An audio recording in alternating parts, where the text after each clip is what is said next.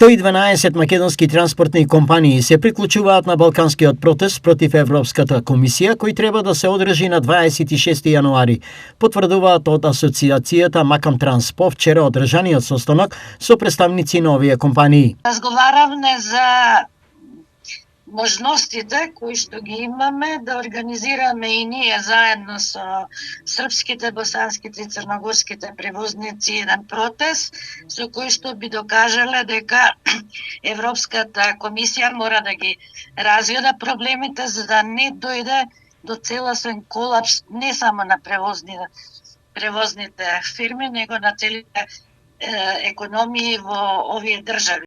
Доколку претходно не се реши, според Муратовска, проблемот ќе ескалира во април. Затоа што се бројат 90 дена во 180 дена. Значи имаме еден период на одмори, да ги кажам, редовни со празниците и поголем број на возачите имаат обезбедено некои си слободни денови за да продолжат да возат. Во исто време во април се предвидуваше да се воведе онај систем за доделување на одобренија за да се влезе во Европската унија, а тие одобренија се некој вид визи. Според најавите, до големиот протест има уште само 10 дена.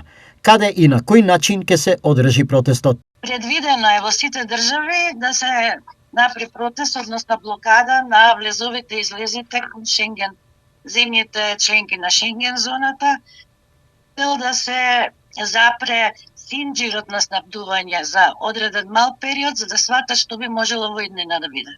Протестот е насочен кон Европската комисија, бидејќи при влез и транспортирање во земјите на Европската унија, на возачите им се бројат 90 дена престои во 180 дена, исто како да се туристи, а не вработени лица во матичните држави кои ја вршат својата основна професија.